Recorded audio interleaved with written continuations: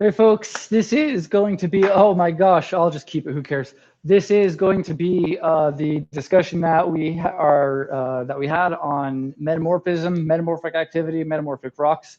I'm going to go through that discussion, post it on Canvas so that you guys can have it right now. So first thing I'm going to share with you is the step into this kind of demonstration that I had was this from last week's notes. It's this section on partial melting and fractional crystallization in the igneous notes. And I'm going to start right here. And I'm looking at this very first picture over here on the left-hand side that says Figure 1 magma, how magma forms by partial melting.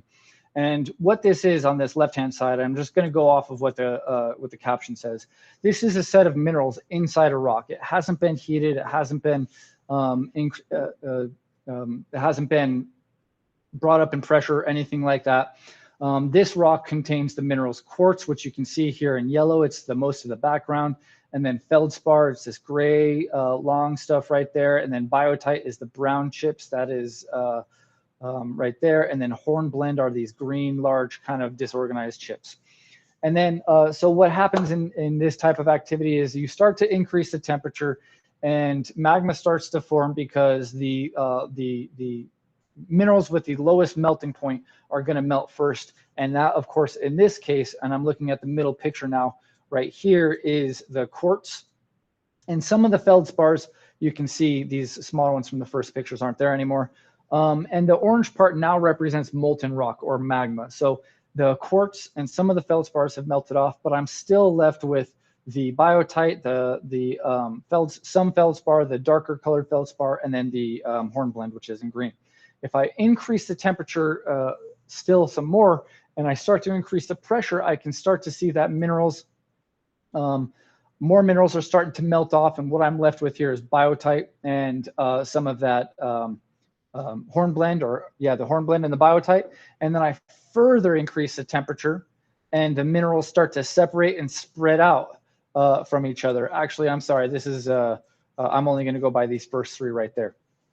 The second one is when the temperature decreases the mineral formation of it. But that's what I'm getting into here. If you take a look at these different types of minerals here, how they're just distributed through the rock, they aren't distributed in any type of special fashion. They're just randomly distributed throughout the rock. It's just kind of how the cards were played. It was just the minerals are splashed there, it hardened, and then the rock is just like that. But when you're talking about metamorphism, we're talking about that thin area that, and this is just one case of metamorphism. There's many different ways that you can metamorphosize rocks. I have here the lithosphere. The lithosphere is just a fancy scientific word for the crust of our planet that we live on. So I have some houses, I have some trees. Above it is the atmosphere, is the sun, and everything in a space. And then below it is everything below the lithosphere, including the mantle, the outer core, and the inner core. Then I also have over here the next layer below the lithosphere, which is the mantle. And the mantle is just molten rock. It's all liquid rock. There's that black line in between the lithosphere and the mantle. And that, if you recall, is called the asthenosphere. And the asthenosphere is actually the area that is just right in terms of pressure and temperature for rocks to metamorphosize into other rocks. So what happens in this case, in many cases, is this is done through plate tectonics, where you have the subduction zone where the rocks are brought down through the denser oceanic crust, and up here is the continental crust, which is less dense, and the continental crust is going to push the more dense oceanic crust down. And there's that thin layer, like I said, called the asthenosphere, where the pressure and the temperature are just right to metamorphosize as rock. If it goes beyond the asthenosphere, it turns back into igneous rocks because all the minerals just melt and then just stratify based off of their density. And if it is above that area of the asthenosphere, then it's still just solid rock and it can't change because there's no chemical reactions that are going to be taking place based off of the temperature and the pressure. And so what I'm taking a look at here is I have all these minerals that are all right here, and they're all scattered around, just a random distribution. These are my minerals right here. They're scattered around in a random distribution. I'm going to use the pressure that's in the asthenosphere, the pressure and the temperatures that are in the asthenosphere that make just right for the process of metamorphosis of rocks to occur.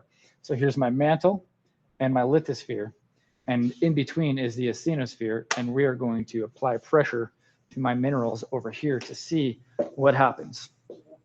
Okay, again, lithosphere, mantle, lithosphere, mantle, and then I come over here and they're going to start to apply pressure to all my minerals in there that were once just randomly scattered throughout the rock. And as this pressure increases, and as more pressure increases, you can see, and I'll take the mantle and the lithosphere away, you can see this linearization of my minerals. They are all facing one direction. They are polarized. There's no positive and negative here.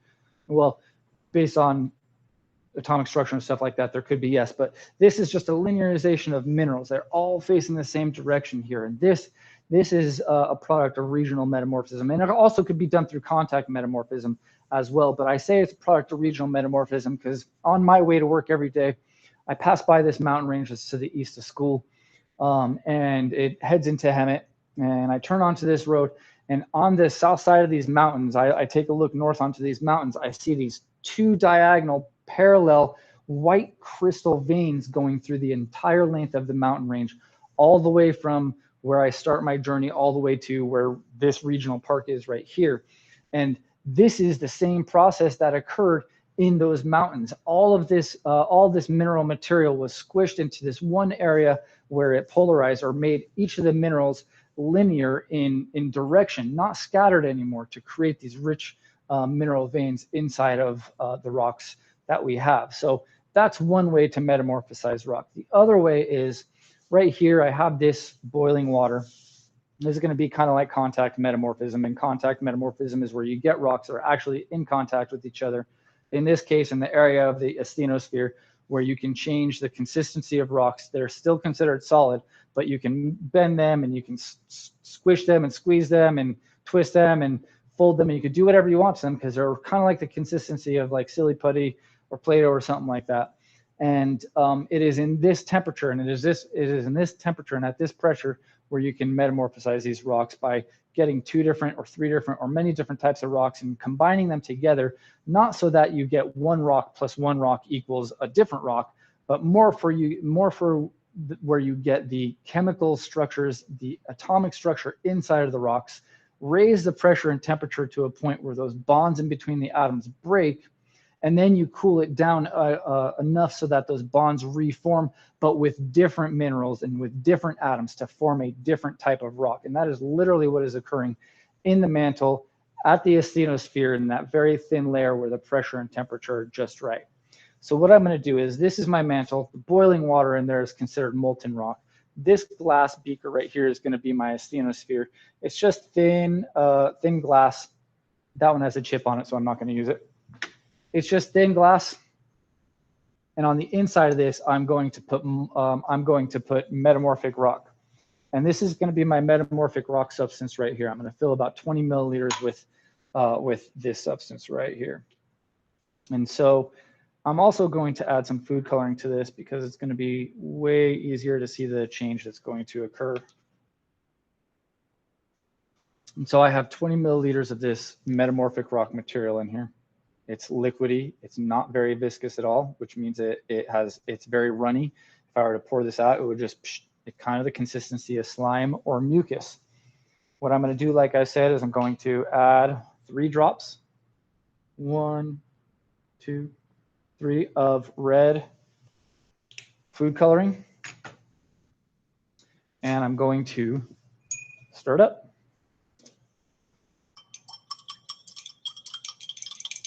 This is my metamorphic rock material. And what I'm going to do with this metamorphic rock material is, it's in the asthenosphere. The beaker represents the asthenosphere. I'm going to apply pressure and temperature to it by introducing it to the mantle. And so, like I said, what's happening is all the different metamorphic rock material in there. That could be some igneous rock in there. That could be some sedimentary rock in there. It could be different types of metamorphic rock that are already in there. What's happening now is the pressure and the temperature have already started to increase, and I can already see a chemical change happening. I'm going to let it take much more effect to be more pronounced. But these these atoms that make up these different types of rocks, they're breaking their bonds with each other. They're breaking the bonds with the minerals that they form. And they're going to, once I take it out and once it is starting to cool down, then the atoms are going to reform bonds, but they're going to reform bonds with different types of atoms to form different types of minerals, which will then form a new type of rock or a different type of rock than what was originally started with. So that's what happens in metamorphism. It isn't, like I said, about getting one rock, adding it to another, and then you have a third rock. It is more like we're changing the chemical address of what this rock is. And so I'm going to take this out because I feel it's been a sufficient amount of time. I could leave it in here for a greater effect, but in the interest of time, I'm going to show you what I have now. I've got this kind of pinkish layer right there. It's still very viscous. The more time I give it to cool, the more chemical change will take place.